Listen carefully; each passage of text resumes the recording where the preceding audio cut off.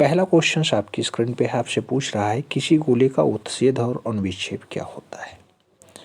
गोले की बात हो रही है। गोला आप जानते हैं कि वृत्त का ठोस रूप गोला कहलाता है। नाम दिया गया आयत बटा वर्ग, वृत्त बटा वृत्त, वृत्त बटा वर्ग या फिर वृत्त बटा त्रिभुज। आप मान लो कि ये है आपका कोई वृत्त। अब इसमें अगर गोला बनाया जाएगा तो इसमें हर एक साइड से आप फिल कर दीजिए, बस उभरी हुई आकृति गोला। अब इसे आप चाहे इस साइड से देखें चाहे नीचे से देखें, आपको ये हर साइड से गोला ही दिखाई देगा। तो जो उत्च्छेद बटा अनुविच्छेद होता है उसका दोनों का रेशियो जो आएगा वृत्त बटा वृत्त ही होगा। तो सही जवाब क्या आएगा, बी के साथ सही जवाब बनेगा। B is the right answer. वृत्त बटा वृत्त इज द राइट आंसर। बढ़ेंगे अगले क्वेश्चंस की तरफ। प्रश्न संख्या 2 की बात होगी। 2 नंबर क्वेश्चंस कह रहा है क्षैतिज समतल पर अपने सिर पर खड़े बेलन का उत्च्छेद कैसा दिखाई देगा। बात यहाँ पे बेलन की हो रही है, याद रखना। बेलन कैसा खड़ा हुआ है, क्षैतिज समतल पे खड़ा हुआ है। अगर समतल पे खड़ा हुआ है बेलन तो ऐसा ही होगा बेलन। अब बेलन का उत्च्छेद कहा जा रहा है कि वृत्ताकार होगा, आयताकार होगा, वर्गाकार होगा या फिर त्रिभुजाकार होगा। तो अगर बेलन के उत्च्छेद की बात करें तो इस साइड से आप देखेंगे, जब इस साइड से आप देखेंगे तो ये कैसा दिखाई दे रहा है, तो ये आपको कैसा दिखाई दे रहा है, सही जवाब दीजिए, आयताकार दिखाई दे रहा है। तो सही जवाब आयताकार के साथ जाएगा। सी इज द राइट आंसर बनेगा। आयताकार इज द राइट आंसर। तो सही जवाब बन रहा है डी के साथ। प्रश्न बहुत महत्वपूर्ण है, क्वेश्चंस खूब डीप में पूछा जाएगा तो इसे आपको याद रखना होगा। कल संडे है, परसों मंडे है। मंडे को आपको कुछ नया देखने को मिलेगा, ठीक है। क्लासेस में भी कुछ बदलाव होगा, कुछ नया देखने को मिलेगा, नए तौर तरीके से देखने को मिलेगा। बहुत जल्द मार्केट में आपको नोट्स भी मिलने वाला है। प्रश्न संख्या 3 कह रहा है एक घन के कितने कोर होते हैं, यानी किनारे होते हैं। दिया गया 8 किनारा, 10 किनारा, 12 किनारा, 16 किनारा। अगर घन की बात करें तो एक घन में कितने कोर होते हैं, कोर की बात हो रही है। कोर टोटल घन अगर है, ये है आपका घन, और इस घन में अगर आप कोर गिनेंगे तो कोर मूल रूप से 12 आएंगे। याद रखना 12 कोर आएंगे। कैसे आएंगे, 4 इस साइड पे आएंगे। इसको हमने कई बार काउंट करवाया, 1 2 3 4, 4 तो ये हो गए, 4 ऊपर वाले, 1 2 3 4, 4 4 8 हो गया। 8 के बाद आपको कुछ दिखाई दे रहा है, 8 के बाद 1 9, 1 10, 1 11 और 1 12। तो ये है 12 कोर होते हैं, 12 किनारे होते हैं। तो सही जवाब 12 के साथ जाएगा। B is the right answer बनेगा। घन है, घन यही आकृति होती है ना, जिसकी भुजाएं बराबर हों और मूल रूप से ठोस रूप में दिखाई दे रहा हो, वो है घन आपका। तो घन के कितने कोर हैं, 12 कोर हैं। बी के साथ सही जवाब लगाइए। बढ़िए अगले क्वेश्चंस की तरफ। अगला क्वेश्चंस आपकी स्क्रीन पे। प्रश्न संख्या 4 की बात होगी। 4 नंबर क्वेश्चन कह रहा है निम्न में से किस ठोस में त्रिभुजाकार फलक होता है। कौन से ठोस में त्रिभुजाकार फलक होगा।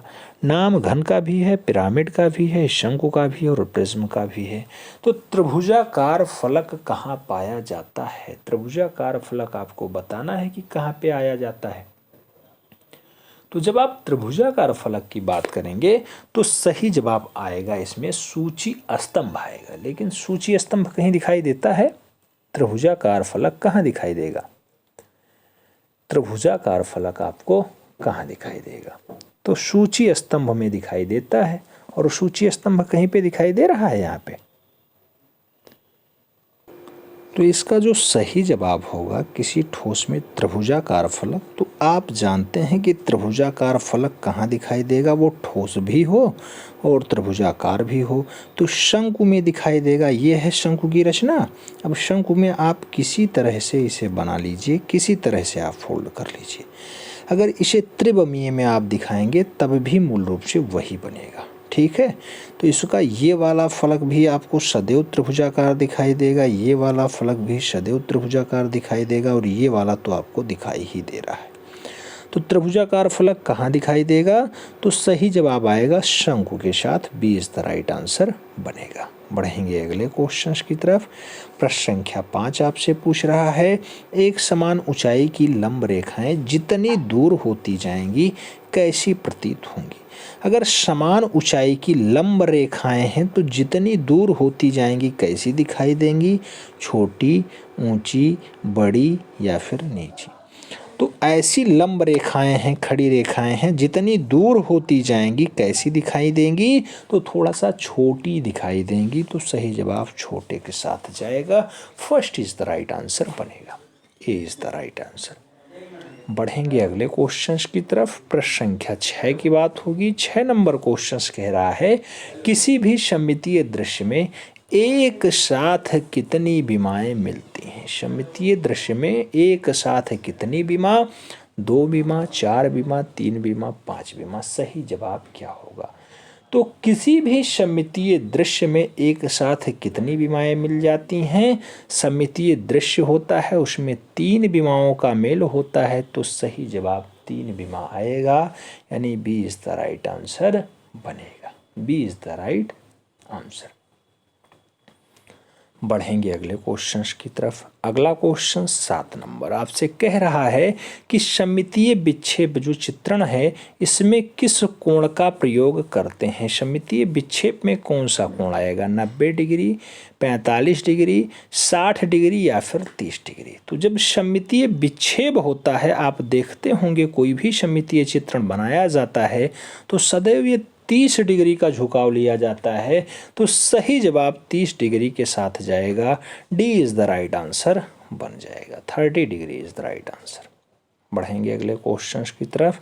प्रश्न संख्या 8 आपसे पूछ रहा है, क्या पूछ रहा है, किसी वर्गाकार प्रिज्म का अनुविच्छेद और उत्च्छेद क्या होगा जबकि प्रिज्म अपने आधार पे खड़ा हुआ है। नाम है वृत्त बटा त्रिभुज होगा, त्रिभुज बटा आयत होगा, वर्ग बटा वृत्त होगा या फिर वर्ग बटा आयत होगा। सही जवाब क्या होगा। अगर पूछा जाए कि वर्गाकार प्रिज्म है, अगर वर्ग आकार में प्रिज्म दिखाई दे रहा है तो उसका अनुविच्छेद बता उत्च्छेद पूछा गया है। और अनुविच्छेद होता है ऊपर से देखने पे और उत्च्छेद होता है फ्रंट पे देखने पे। तो अगर वर्गाकार प्रिज्म है तो ऊपर आएगा क्या, वर्ग, ऊपर आएगा वर्ग, और नीचे क्या आएगा, तो सामने से जब आप देखेंगे तो वृत्त आएगा। तो सही जवाब वर्ग बटा वृत्त होगा। B is the right answer बनेगा। अच्छा, वर्ग बटा वृत्त होगा कि वर्ग बटा आयत होगा। तो आप जब देखेंगे ये आपका मान लो प्रिज्म है, ये आपका प्रिज्म है, और इसका जब समपार्श्व बनेगा तो बहुत सारी रचनाएं आएंगी। तो इस साइड से भी आएगा, इस साइड से भी आएगा, इस साइड से। तब आप जब इस साइड से इसे देखेंगे तो ये क्या दिखाई देगा, आयत दिखाई देगा। और ऊपर से क्या दिखाई दे रहा है, तो आपको वर्ग दिखाई दे रहा है। तो वर्ग बटा आयत इसका होगा। सही जवाब डी के साथ आएगा, वर्ग बटा आयत इज द राइट आंसर। बढ़ते हैं अगले क्वेश्चंस की तरफ। अगला क्वेश्चंस 9 नंबर आपसे पूछ रहा है कि तिरछे अक्षरों में वाक्य लिखते समय अक्षरों का झुकाव कितने अंश का होता है। 70 डिग्री, 75 डिग्री, 65 डिग्री, 30 डिग्री। झुकाव कितना होगा जब तिरछे अक्षरों में लिखाया जाएगा। तो तिरछे अक्षरों की लिखाई में जो ये झुकाव आएगा 75 डिग्री का होगा, 75 डिग्री का होगा, 75 डिग्री का होगा। तो सही जवाब सी के साथ बनेगा, 75 degree is the right answer. बढ़ेंगे अगले क्वेश्चंस की तरफ। क्लास नंबर कौन सी है, आप जानते हैं क्लास नंबर 6 है। क्लास नंबर 6 में भी हम लोगों ने सेक्शन ए ही सॉल्व किया है। सेक्शन ए की अभी 4-5 क्लासेज और करवा दी जाएं और थोड़ा सा लंबा लंबा क्लासेस करवाया जाए। अब 10 क्वेश्चंस के ना रखे जाएं। अच्छा ठीक रहेगा, या 10 ही रखे जाएं, 10 आते हैं तो 10 ही रखे जाएं, ठीक रहेगा।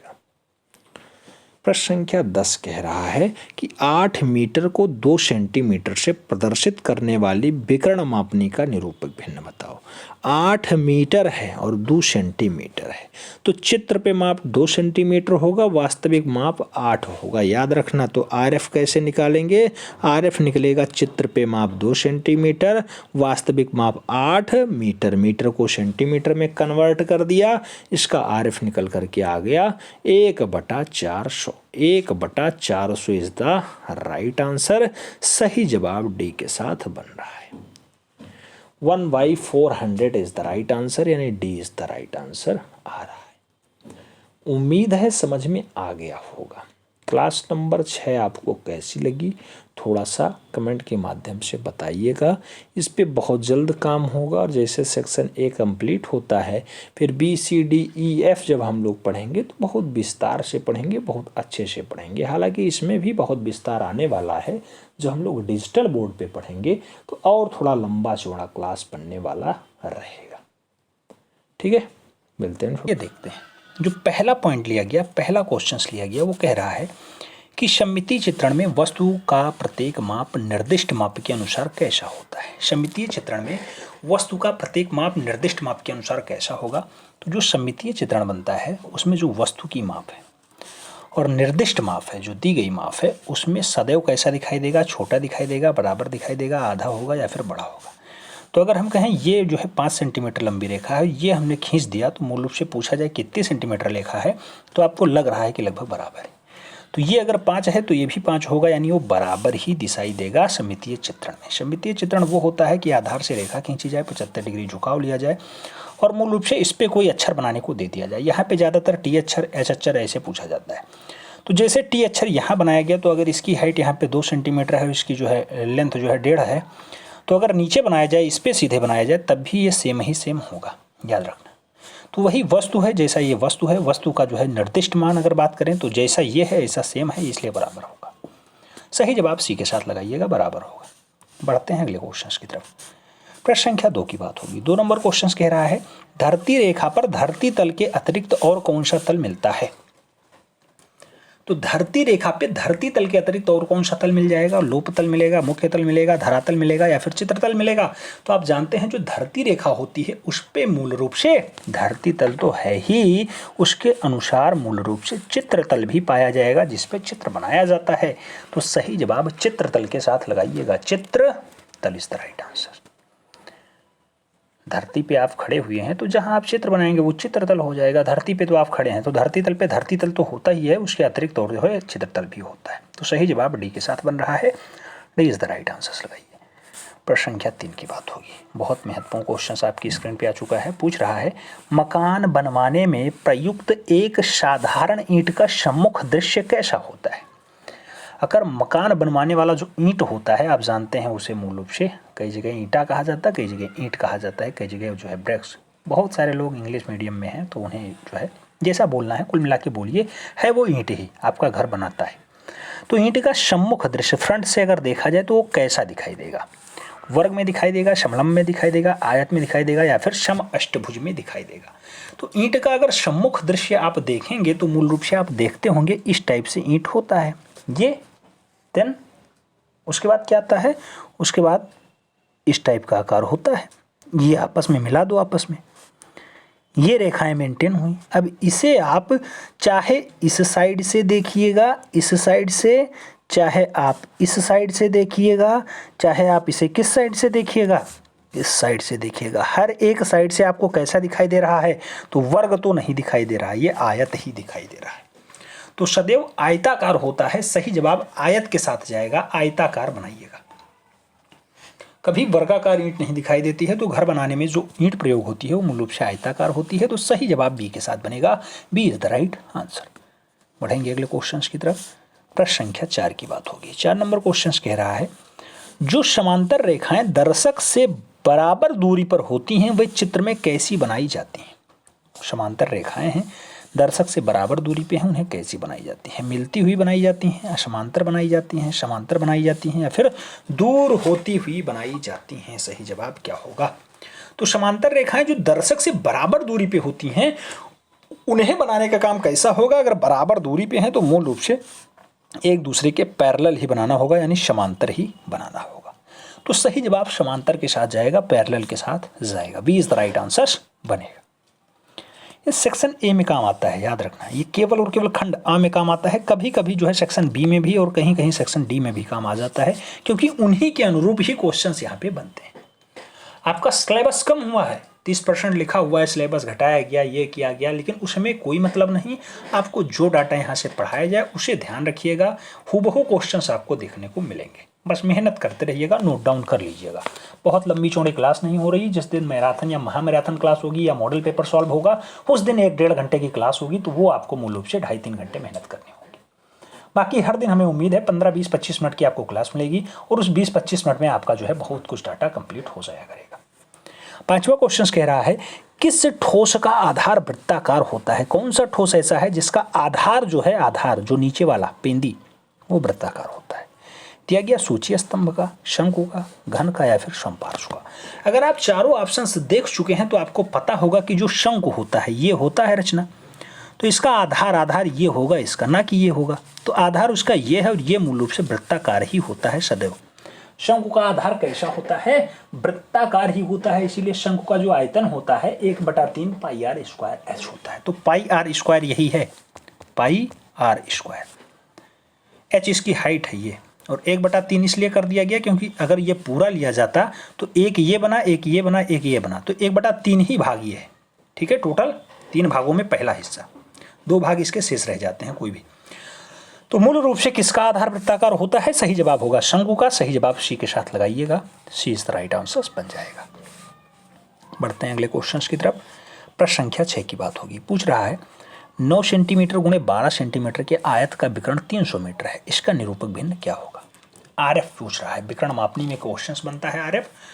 ऑप्शंस में दिया गया 1/200, 1/300, 1/2000, 12/300। सही जवाब क्या होगा? देखिए क्वेश्चन थोड़ा सा आपको जो है घुमाने का प्रयास कर रहा है। 9 सेंटीमीटर गुणे 12 सेंटीमीटर का आयत है, तो अगर ये 9 है ये 12 है तो मूल रूप से ये क्या होगी? ये आपको बतानी है कितनी है। तो ये 9, 12 तो ये 15। ट्रिपलेट से आप निकाल लीजिए मूल रूप से, चाहे आप लगा लीजिएगा कर्ण का स्क्वायर बराबर लंब का स्क्वायर प्लस आधार का स्क्वायर। ठीक है, तो उससे भी निकल आएगा। तो निरूपक भिन्न आपको बताना है। निरूपक भिन्न होता क्या है? आरएफ इक्वल टू होता है चित्र पे माप बटा वास्तविक माप। चित्र पे माप छोटा वाला होता है, वास्तविक माप बड़ा वाला होता है। अब ये चित्र पे माप सेंटीमीटर में है तो सेंटीमीटर निकला, 15 सेंटीमीटर की बात हुई, 15 सेंटीमीटर की बात हुई है। और नीचे गया 300 मीटर, 300 और मीटर को सेंटीमीटर में कन्वर्ट कर लीजिए तो इस टाइप से आया। तो ये 15/300 गुणे 100, तो 15 दूना 30, 1/2000 इसका सही जवाब होगा। कहीं ऑप्शंस में 1/2000 दिखाई दे रहा है, वही इसका आरएफ होगा। आरएफ का आप जानते हैं कोई इकाई मान नहीं होता है, तो सही जवाब जो निकल करके आएगा आरएफ का निरूपक भिन्न इसका 1/2000 होगा। 20 द राइट आंसर होगा। अगर बहुत जटिल क्वेश्चंस बनाएगा तब इस टाइप का क्वेश्चंस देगा, नहीं सीधे सीधे कहेगा 15 सेंटीमीटर जो है डाटा को हम लोग 300 मीटर में या 500 मीटर में कन्वर्ट करते हैं, तो इसका निरूपक भिन्न बता दो। चित्र पे माप 15 सेंटीमीटर दर्शा रहे हैं, वास्तविक माप इसकी जो है 3000 मीटर या 300 मीटर या 1 किलोमीटर, जो आपको बताया जाए वो करिएगा। बस सेम यूनिट कर लीजिएगा कि अगर यहाँ सेंटीमीटर है तो नीचे भी सेंटीमीटर कर लीजिए, काट पीट के जो आपका जो है फ्रैक्शन के रूप में आएगा वही आपका आरएफ होता है। तो सही जवाब बी के साथ बन जाएगा, 20 द राइट आंसर होगा। आगे बढ़ेंगे। समझ में आया, नहीं समझ में आया ये बताइए। अगर नहीं समझ में आया बताइएगा, तुरंत इसे जो है और डीप में हम पढ़ा देंगे। फिलहाल अभी आगे आपको इस पे स्पेशल वीडियोस मिलेगी, मापनी पे अलग मिलेगी, तिरछी लिखाई पे अलग मिलेगी, अल्फ़ाबेट लिखने पे अलग मिलेगा, सममितीय चित्रण पे अलग मिलेगा, रचनात्मक ठोस ज्यामिति पे अलग, सबका अलग अलग डाटा ही आपको मिलेगा, क्योंकि सभी खंड अलग अलग हैं। सभी खंड में अलग अलग अथवा सभी को कराया जाएगा। यहाँ पे कोई भी पॉइंट ही नहीं छोड़ा जाएगा। अथवा ऐसा नहीं है कि एक पेपर उठाए तो उसमें कोई हमें आता है वो करके पढ़ जाएंगे, सभी को कराएंगे कि आपको जो आए एग्जाम में वो आप करिएगा। हमारे अकॉर्डिंग मत चलिएगा, आपको जो आए, क्योंकि हमने सब पढ़ाया है, सब में से आपको जो आए वो करिएगा। नंबर सभी का सेम ही होता है। प्रश्न संख्या 7 की बात होगी। आपको कह रहा है किसी वर्ग का क्षेत्रफल बताओ यदि वर्ग की भुजा a सेंटीमीटर है। a गुणे ये होगी, 4 ये होगी, 2 ये होगी, या फिर a गुणे a होगी। वर्ग है और वर्ग का क्षेत्रफल क्या होता है? तो आप जानते हैं कि जो उसकी भुजा दी गई है, भुजा गुणे भुजा अगर कर दिया जाए तो वर्ग का क्षेत्रफल आ जाता है। तो भुजा गुणे भुजा ही बनेगा वर्ग का क्षेत्रफल। तो सही जवाब क्या होगा वर्ग के लिए? आप सही जवाब क्या लगा रहे हैं? वर्ग के लिए आप सही जवाब क्या लगा रहे हैं? घन के लिए तो आप जानते हैं घन का आयतन a क्यूब होता है, लेकिन वर्ग का क्षेत्रफल a गुणे a ही होगा। तो सही जवाब फर्स्ट के साथ आएगा, ए इज द राइट आंसर हो जाएगा। बढ़ते हैं अगले क्वेश्चंस की तरफ। प्रश्न संख्या 8 की बात होगी। 8 नंबर क्वेश्चंस कह रहा है निरूपक भिन्न की इकाई होती है मीटर में, किलोमीटर में, सेंटीमीटर में, इनमें से कोई नहीं। निरूपक भिन्न की अभी हमने बात किया है कि आरएफ की कोई इकाई ही नहीं होती है, कोई इकाई मान नहीं होता है कि किलोमीटर होगा, सेंटीमीटर होगा, डेकामीटर होगा, डेसीमीटर होगा या फिर इंच में होगा, ऐसा कोई मान ही नहीं निर्धारित है। तो कुल मिलाकर के निरूपक भिन्न की कोई इकाई नहीं होती है, इनमें से नहीं लगा लीजिएगा, D is the right answer हो जाएगा, नहीं होती है। ठीक है, क्लास नंबर 4 की बात हो रही है, याद रखना। प्रश्न संख्या 9 आपकी स्क्रीन पे पुनः आ गया है, बहुत बढ़िया मापनी का क्वेश्चन है। 5 सेंटीमीटर बराबर 6 मीटर प्रदर्शित करने वाली विकर्ण मापनी का निरूपक भिन्न क्या है। 5 सेंटीमीटर को 6 मीटर से प्रदर्शित किया जाता है, इसका निरूपक भिन्न आपको बताना है। अब ऐसे लिखिएगा RF इक्वल टू 5 cm बता 6 मीटर। 6 मीटर को सेंटीमीटर में कन्वर्ट कर लीजिए, कितना आया 5/600 यानी 12 पंचे 60 120। तो क्या हुआ इसका मान 1 बटा क्या हुआ 12 पंचे 60 ना, तो 1/120 कहीं ऑप्शंस में दिखाई दे रहा है, वही इसका RF होगा। RF इसका क्या होगा, निरूपक भिन्न क्या होगा 1/120 होगा। तो सही जवाब बी के साथ जाएगा, B is the right answer बनेगा, B is the right answer होगा। पढ़ते हैं अगले क्वेश्चंस की तरफ। प्रश्न संख्या 10 की बात हो रही है। 10 नंबर क्वेश्चंस कह रहा है पंचभुजाकार सूची स्तंभ में कुल कितने त्रिभुजाकार पार्श्व होंगे। पंचभुजाकार सूची स्तंभ है, उसमें कुल कितने त्रिभुजाकार पार्श्व होंगे, 6 होंगे, 5 होंगे, 3 होंगे, 4 होंगे। सही जवाब क्या होगा, अगर पंचभुजाकार शब्द जुड़ा हुआ है तो 5 होंगे, याद रखना। सही जवाब जो है सी के साथ बनेगा, C is the right answer. 2-4 minute जैसे ही क्लास डिले होती है फोन आने स्टार्ट हो जाते हैं, थोड़ा सा जो है सब्र रखा करिए। 6 बजे हमने कहा है कि 6 बजे क्लास होगी, तो 6 बजे का 10 मिनट हो सकता है, 15 मिनट हो सकता है, इससे ज़्यादा डिले नहीं होगा। ठीक है, मैं चाहूँगा कि जो है एग्जैक्ट टाइम पे क्लास हो आपकी, लेकिन अगर नहीं हो पाता है थोड़ा बहुत। नमस्कार दोस्तों, स्वागत है आपका हमारे official YouTube channel GS by Neeraj में। कैसे हैं आप सब? मैं उम्मीद करता हूँ स्वस्थ होंगे, मस्त होंगे, अपनी तैयारी में व्यस्त होंगे। मित्रों, आज की जो ये क्लास है ये प्रावैधिक कला स्पेशलाइज है। याद रखिएगा, प्रावैधिक कला का जो पेपर है आपका वो 22 फरवरी को है। कब है? 22 फरवरी 2023 को आपका पेपर है। तो आप सभी को बहुत बहुत शुभकामनाएं कि आप लोग हमारे सपने को साकार करें और 95/100 का नंबर जो है कंप्लीट करें, अपना टारगेट कंप्लीट करें। और उम्मीद है कि आप लोग कंप्लीट करेंगे। अगली बार भी हमने 95/100 का सपना देखा था और 99/100 का पूरा हुआ था। 99/100 का सपना पूरा हुआ था। 95/100 का जो स्कोर था लगभग 50 से 60 बंदों का था। 98, 97 और 96 लाने वाले लगभग 8 से 10 लोग थे और 99 तो प्रियंका जी ला के टॉप भी करती थी। ठीक है, इस बार भी हमें यही पूरी आशा है कि आप लोग ऐसा करेंगे और ईमानदारी के साथ काम कर रहे होंगे, साफ सफाई पे विशेष ध्यान दे रहे होंगे, हर एक प्रश्न को सीरियसली ले रहे होंगे, हल्के में नहीं ले रहे होंगे। सीरियसली लेने का मतलब यहाँ ये है कि जो 100 नंबर का आपका पेपर है, हर एक खंड, जैसे आप सेक्शन ए देखते हैं, सेक्शन ए में जो 10 प्रश्न पूछे जाएंगे इन्हें करने का पूरे प्रयास आप कर रहे हैं। सेक्शन बी जो आपका है अक्षर लेखन बढ़िया से साफ़ सुथरा आप कर रहे हैं। सेक्शन सी जो है आप जो है क्षेत्रफल से संबंधित सभी क्वेश्चन आयतन, क्षेत्रफल, परवलय, परवलय से सॉल्व कर रहे हैं, उसकी रचना विधि लिख रहे हैं, साफ़ सुथरा लिख रहे हैं। सेक्शन डी की अगर बात होती है रचनात्मक ठोस ज्यामिति, प्रश्न अच्छे से सॉल्व कर रहे हैं, रचना विधि आप आराम से लिख रहे हैं, अच्छे से लिख रहे हैं, ऐसा हम मानते हैं। जो सेक्शन डी के बाद सेक्शन ई आता है, समितीय चित्रण है, बहुत अच्छे से आप लोग कर रहे हैं और इस पर अपनी रचना विधि और अपनी प्रतिक्रिया दे रहे हैं। उसके बाद सेक्शन एफ जो आपका 60 है नहीं 30 नंबर का होता है, इस पर आप अपना जो है जो आपका मजबूत है, चाहे वो प्रकृति चित्रण हो, प्राकृतिक दृश्य चित्रण हो या स्मृति चित्रण हो, जो भी आप है जिसमें पारंगत हैं, बढ़िया से कर लेते हैं, वो वाला पोर्शन आप कर रहे हैं, इसकी प्रैक्टिस कर रहे हैं, साफ सफाई विशेष ध्यान दे रहे हैं, चित्रों का उचित अनुपात दे रहे हैं, हमेशा मान के चल रहे हैं। अगर नहीं कर रहे हैं तो बाबू आप अपने साथ धोखा कर रहे हैं। थोड़ा सा मेहनत करें, ईमानदारी के साथ मेहनत करेंगे तो कोई प्रश्न जो है बहुत ज़्यादा जटिल नहीं है। बहुत सारे लोग सोच रहे हैं बाद में एडमिशन लिया है क्या होगा, उनको भी वही प्लेलिस्ट फॉलो करवा दी गई है, प्ले लिस्ट भेज दी गई है, आप प्लेलिस्ट देख लें, उसमें सभी क्लासेस क्रमवार दी गई हैं, उन्हीं क्लासेस को फॉलो करें, काम आपका हो जाएगा। आइए स्टार्ट करते हैं। प्रश्न कह रहा है आज जो है ये सेक्शन ए से संबंधित प्रश्न है, लगभग 30-40 प्रश्न होंगे, हमें लग रहा है 30 प्रश्न आज हैं और हाथ से लिखना थोड़ा सा मेहनत का काम है। आज थोड़ी सी तबीयत भी डाउन थी, इसलिए जो है क्लास बहुत अच्छी नहीं हो पाई, तो उसके लिए हमें माफ़ी चाहते हैं, माफ़ करिएगा। आइए स्टार्ट करते हैं। सेक्शन ए स्पेशलाइज है, मैराथन कह सकते हो, महामैराथन कर सकते हो, जो आपका नाम हो वो दे सकते हो। दिया जा रहा है कि साधारण मापनी पे कितनी मापें, ये पूछा जाता है। तो 2 मापें मित्रों मापी जाती हैं। साधारण मापनी पूछा जाए तो 2 माप लगाना, जबकि दूसरा पॉइंट दिया गया विकर्ण मापनी पर कितनी माप, तो बेटा 3 माप यहाँ पे दर्शाया जाता है। और आगे अगर बात करते हैं, तीसरा पॉइंट दिया गया है कि जो है अंग्रेजी के बड़े अक्षरों की ऊंचाई कितनी होती है। तो कोई भी इंग्लिश का अक्षर हो, चाहे ए हो, बी हो, सी हो, डी हो, ई हो, कोई भी हो, जेड हो, एक्स हो, वाई हो, तो उसका जो हाइट होगा ये वाला, ये सदैव 7 खाना होगा, और खाने के जो आकार होंगे वो आधा सेंटीमीटर का होगा, यानी 0.5 सेंटीमीटर का होगा, याद रखना। अगला पॉइंट 4 नंबर दिया गया, कह रहा है अंग्रेजी के अक्षर एम और डब्ल्यू की चौड़ाई कितने खाने की होती है।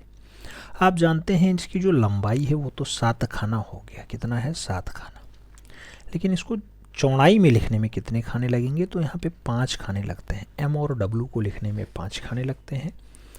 और अगला पॉइंट दिया गया कि अंग्रेजी का अक्षर है आई की चौड़ाई कितने खाने होती है, तो आई की चौड़ाई केवल 1 खाना होती है।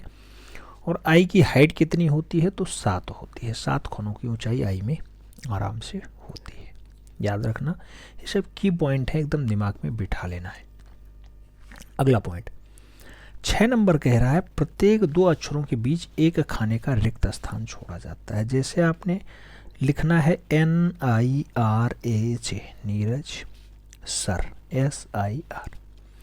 तो मित्रों इसको लिखने के लिए आप जो लाइनिंग खींचेंगे, जो आप इसका डाटा बनाएंगे, पहले आपको यही लाइनिंग खींचनी होती है ना। तो जो आप लाइनिंग ये वाला ग्राफ बनाएंगे, तो इसमें नीरज लिखने के बाद जैसे आप N लिखेंगे, तो N लिखने के बाद आपको कितने खाने छोड़ने होंगे, ऐसे 4 खानों में तो N लिखा जाएगा आपका, इस टाइप से। N लिखने के बाद आप I लिखने के लिए पहले 1 खाना सादा छोड़ेंगे, देन I लिखेंगे, इस टाइप से, ठीक है। तो क्या काम करना होगा आपको, नीरज लिखने के लिए, नीरज सर लिखना है। कोई भी अक्षर लिखिएगा, अगर लिखा है गया है 2 अक्षर तो उसके बीच 1 खाना छोड़ा जाता है। क्वेश्चंस खूब छपता है, इंपॉर्टेंस है, ध्यान दीजिएगा। और आगे अगर बात करते हैं, कहा जाता है घनघनाभ क्षेत्रफल से भी खूब क्वेश्चंस पूछे जाते हैं। तो इसका आयतन आपको याद रखना है। घनाभ का आयतन क्या होता है, तो लंबाई, उसके साथ चौड़ाई, उसके साथ ऊंचाई। तो LBH होता है घनाभ का जो है क्या, LBH क्या होता है, आयतन होता है, वॉल्यूम होता है। घन का आयतन क्या होता है मित्रों, घन आप जानते हैं इस टाइप की आकृति होती है जिसकी सभी भुजाएं बराबर हों, वो आपका घन कहलाता है। तो इसमें भुजा गुणे भुजा गुणे भुजा, जैसे यहाँ पे L आपका है, B आपका है, H आपका है, ये सब असमान है इसलिए इनका गुणा कर दिया गया। घन में होता क्या है, सभी समान होती हैं, तो इसलिए A हो जाता है, तो इसे A³ लिख दिया जाता है। ऐसे घन के विकर्ण की बात हो, कभी कभी छप जाता है क्वेश्चन, तो घन का विकर्ण क्या होता है, √3 इंटू भुजा। भुजा आपने A माना है तो A, भुजा आपने X माना है तो X, तो √3 इंटू भुजा घन का विकर्ण होता है।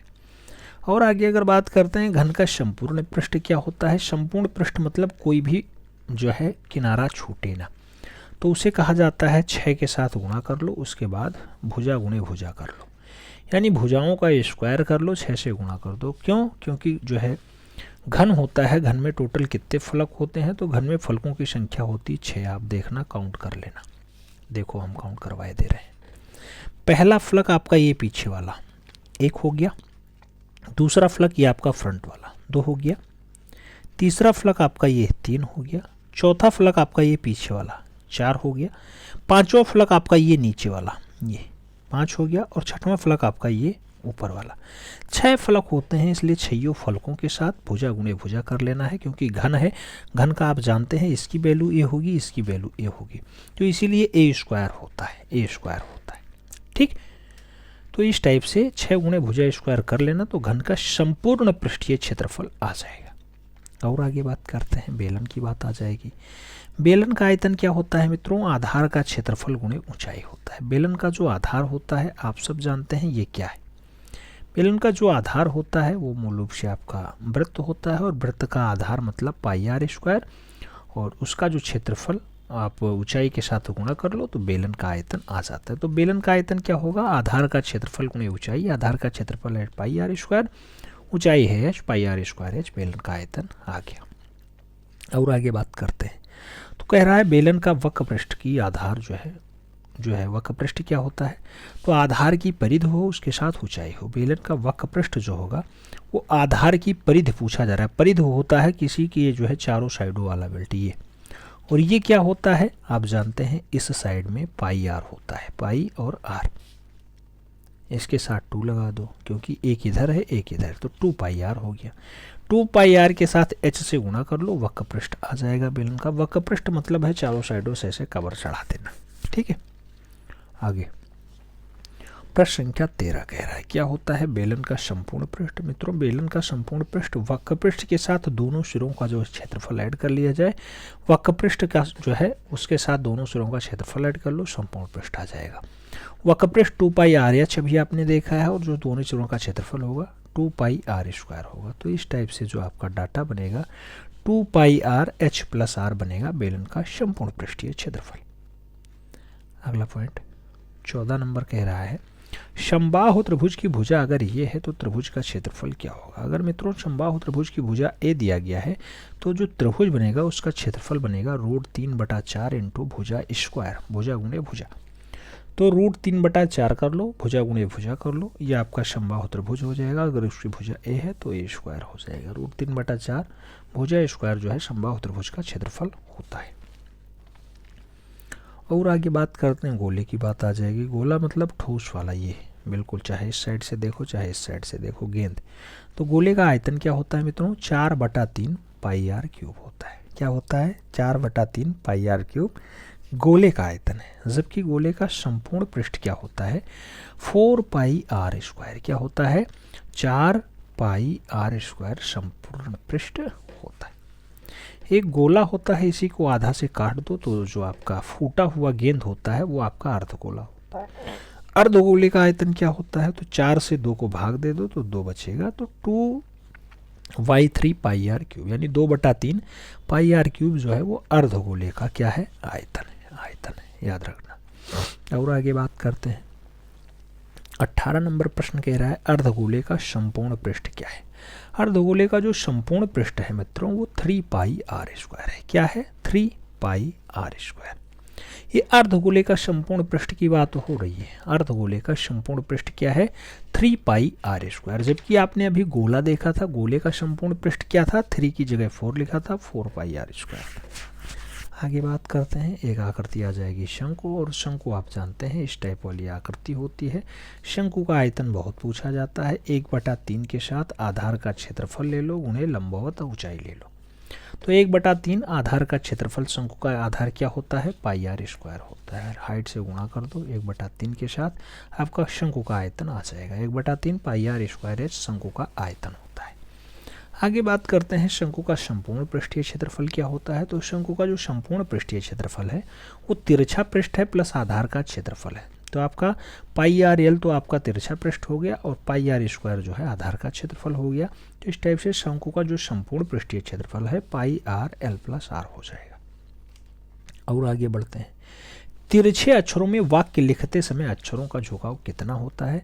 तो अगर आपको तिरछी लिखावट में अक्षर लिखना है इस टाइप वाले में, तो आप देखते होंगे कि ये जो झुकाव होता है ये 75 डिग्री होता है, तो 75 डिग्री होता है, याद रखना, बहुत की पॉइंट है। और आगे बात करते हैं 22 नंबर क्वेश्चन कह रहा है निरूपक भिन्न में अंश सदैव क्या होता है। तो कोई भी आरएफ आप निकाल रहे हैं, रिप्रेजेंटेटिव फ्रैक्शन निकाल रहे हैं, तो उसका जो अंश होगा सदैव 1 होता है। अंश को 1 बनाना होता है, हर सदैव अंश से बड़ा होता है। अगला पॉइंट वही कह रहा है, निरूपक भिन्न में जो हर है सदैव अंश से बड़ा होता है, क्योंकि अंश सदैव 1 होता है। हर की वैल्यू कुछ भी हो सकती है, 1000, 2000, 5000, 10,000, 2, 4, 5, 6, 8, 10 कुछ भी हो सकता है, ठीक है। अगला पॉइंट कह रहा है निरूपक भिन्न। तो मित्रों जो आरएफ होता है उसका कोई भी इकाई मान नहीं होता, यानी आप आरएफ निकाले तो उसके पीछे ना सेंटीमीटर लगेगा, ना मीटर लगेगा, ना किलोमीटर लगेगा, ना हेक्टोमीटर लगेगा, ना डेकामीटर लगेगा, कुछ भी नहीं लगेगा, कुल मिला के कोई इकाई मान नहीं होता है। आगे बात करते हैं 25 नंबर क्वेश्चन दिया गया है, आपसे पूछा जा रहा है विकर्ण मापनी द्वारा कितनी माप मापी जाती है। मित्रों जो विकर्ण मापनी होती है उस पर 3 माप यानी 3 यूनिट जो है यूनिट को दर्शाया जाता है। ये यूनिटें भी पूछी जाती हैं, तो 1 किलोमीटर ले लो, दूसरा हेक्टोमीटर ले लो, तीसरा जो है डेकामीटर ले लो। किलोमीटर, हेक्टोमीटर और डेकामीटर किस पे मापी जाती हैं, तो किलोमीटर, हेक्टोमीटर और डेकामीटर जो मापी जाती हैं वो विकर्ण मापनी की यूनिट्स हैं, विकर्ण मापनी की मापें हैं। याद रखना विकर्ण मापनी मतलब 3 माप दर्शाने वाली मापनी आपके सिलेबस में है। कई जगह ये विकर्ण मापनी की जगह कर्णवत पैमाना दिया जाता है। कर्णवत पैमाना ये आपका विशुद्ध हिंदी लिखा है, और कर्णवत पैमाना पे कितनी माप, तो वहाँ भी आप 3 ही माप लिखना मित्रों, जो है परेशान मत होना कि ये कुछ बहुत जटिल पूछ लिया गया। अगला पॉइंट आपसे कह रहा है प्रश्न संख्या 26, कह रहा है 10 मिमी को 1 सेंटीमीटर से प्रदर्शित करना, तो इसका आरएफ क्या होगा। मित्रों जो आरएफ होता है, आरएफ रिप्रेजेंटेटिव फ्रैक्शन, ये कहलाता है चित्र पे माप बटा वास्तविक माप का अनुपात। चित्र पे माप 1 सेंटीमीटर है और जो वास्तविक माप है 10 मीटर है। मीटर को सेंटीमीटर में कन्वर्ट करने के लिए 1 मीटर में 100 सेंटीमीटर होता है, गुणा कर देना भैया, 1 बटा कितना हो जाएगा, 1 बटा 1000 हो जाएगा। यही आपका आरएफ आ जाएगा इसका, ठीक। और आगे बात करते हैं, कहा गया समपरिमाण मापनी। समपरिमाण मापनी मतलब सभी परिमाण समान हो, ऐसा बनाने वाली प्रयुक्त तीनों रेखाओं का कोण कैसा होगा। अगर समपरिमाण मापनी आपको बनाना है, समपरिमाण मापनी बनाना है तो इस टाइप की आपकी मापनी बनेगी, और इस मापनी में एक कोण आपका 90 डिग्री हो जाएगा, दूसरा कोण आपका 60 डिग्री हो जाएगा, और तीसरा कोण जो है आपका वो 30 डिग्री हो जाएगा। इस टाइप से आप समपरिमाण मापनी बना सकते हैं 30 60 90 के एंगल पे, 30 60 90 के रेशियो पे। आगे बात करते हैं प्रश्न संख्या 28 की बात हो रही है, आपसे पूछ रहा है 5 सेंटीमीटर 3 मीटर को प्रदर्शित करने वाली विकर्ण मापनी का निरूपक भिन्न बताओ। 5 सेंटीमीटर है, 3 मीटर है, आपको आरएफ कैसे निकालेंगे, आरएफ इक्वल टू होगा चित्र पे माप बटा वास्तविक माप। चित्र पे माप सदैव छोटा होता है, सेंटीमीटर वाला होगा 5 सेंटीमीटर, वास्तविक माप कितना है 3 मीटर है। मीटर को सेंटीमीटर में कन्वर्ट करने के लिए 100 से गुणा करना होगा, 3 बटा 100 हो जाएगा, काट देना, 20 पंचे 100 और 20 तियां 60, तो इसका जो आरएफ निकल के आएगा 1 बटा 60 आएगा। यही आपका आंसर बनेगा, देखिए लिखा हुआ है, इसका निरूपक भिन्न 1 बटा 60 होता है। और आगे बात करते हैं 29 नंबर क्वेश्चन आपसे कुछ पूछ रहा है। 29 नंबर कह रहा है स्पर्श रेखाएं दीर्घवृत्त में किसको स्पर्श करती हैं, तो वक्र को स्पर्श करती हैं। ये आपका दीर्घवृत्त होता है मित्रों, और स्पर्श रेखा आप कहीं से भी खींचो, जैसे आप देखोगे इधर से खींचना चाहते हो तब भी ये वक्र ही कहलाता है, इधर से भी खींचना चाहो तब भी ये वक्र ही होगा, इधर से भी खींचोगे तब भी वक्र ही होगा। तो यानी क्या होता है, दीर्घवृत्त में जो स्पर्श रेखा होती है, स्पर्शी रेखा सदैव वक्र को जो है टारगेट करती है, वक्र को ही काट के आगे बढ़ती है। और आगे बात करते हैं 30 नंबर पॉइंट दिया गया कि दीर्घवृत्त में 2 नाभियां होती हैं। हाँ सच्चाई है, आप ऐसा एक इलिप्स बनाइएगा, इलिप्स में चाहे आप ये दीर्घ अक्षखंड खींचे, चाहे ये लघु अक्षखंड खींचे। लघु माने होता है छोटा, छोटा वाला अक्षखंड, दीर्घ माने होता है बड़ा, तो बड़ा वाला अक्षखंड। कोई भी लघु अक्षखंड या दीर्घ अक्षखंड खींचेंगे तो उसमें सदैव 2 नाभियां नामन और नाटू होती हैं, या फिर N1 और N2 होती हैं, तो सदैव 2 नाभियां होती हैं, ये आपको याद रखना होगा। अगला पॉइंट दिया गया है 31 नंबर, कहा गया है घन के कितने फलक होते हैं मित्रों, तो जो घन के फलक होते हैं उनकी संख्या होती है 6। अभी हमने काउंट करवाया घन के कितने फलक, तो 6 फलक। कैसे, तो देखो एक फलक ये हो गया, दूसरा फलक ये हो गया, बना दिया, तीसरा फलक इस टाइप से ये अभी ऊपर वाला बना, 3 हो गया, चौथा फलक ये वाला बन गया, चौथा फलक हो गया, 5वां फलक ये वाला बना दिया, और 6वां फलक ये नीचे वाला। नहीं काउंट कर पाए, फिर से देख लो, पहला फलक आपका ये वाला दिखाई दे रहा है, 1 हो गया, दूसरा फलक आपका ये वाला दिखाई दे रहा है, 2 हो गया, तीसरा फलक आपका ये वाला दिखाई दे रहा है, ये वाला, 3 हो गया, चौथा फलक आपको ये वाला दिखाई दे रहा है, ये वाला, 4 हो गया, 5वां फलक जो आपको दिखाई दे रहा है ये सबसे ऊपर वाला दिखाई दे रहा है, ये 5 हो गया, और 6वां फलक आपका सबसे नीचे वाला दिखाई दे रहा है, ये। तो कितने फलक होते हैं, 6 होते हैं। अगर 6 पन्नों को आपस में आप इस टाइप से एडजस्ट कर लो तो आपका क्या होगा, घन होगा, ठीक। कोर की अगर बात करें यहाँ पे, अगर कोर शब्द दे दे, कोर मतलब होता है किनारा, तो कितने किनारे होते हैं भैया? कोरों की संख्या 12 आएगी। कैसे आएगी देख लो, 1 2 3 4, 4 इधर आया, 5 6 7 8, 8 हो गया, ये वाला 9, ये वाला 10, ये वाला 11, ये वाला 12, तो 12 कोर होते हैं। फलक कितने होते हैं? फलक 6 होते हैं, याद रखना। ठीक, चाहे घन पूछे चाहे घनाभ पूछे, दोनों में यही बात होती है। अंतिम प्रश्न जो आपका है ये 32 नंबर है। कह रहा है समपार्श्व का पार्श्व कैसा होता है? तो कोई भी समपार्श्व है उसका जो पार्श्व होगा, पास वाला होगा, वो सदैव आयताकार होता है। अगर त्रिभुजाकार समपार्श्व है तब त्रिभुजाकार आएगा, नहीं तो कोई भी समपार्श्व अगर पूछा जाए कि निम्नलिखित में से समपार्श्व का पार्श्व कैसा, तो आपको आयताकार यानी यही लगाना होगा, रेक्टेंगुलाकार। ठीक, उम्मीद करता हूँ ये क्लास आपको हेल्पफुल लगी होगी। आपका जो सेक्शन ए है इसको करने में सहायक साबित होगी। ये 10 नंबर में 10 नंबर आपको लाने के लिए हम प्रयास कर रहे हैं, लगातार प्रयास करते रहेंगे, अनवरत प्रयास करते रहेंगे। सपना हमारा है 95/100 का। हमें उम्मीद है आप लोग इस पे खरा उतरेंगे और अपने माँ बाप का सपना साकार करेंगे, हमारा भी सपना साकार करेंगे। मिलते हैं फुल में, तब तक के लिए दिल से सल्यूट। जय हिंद।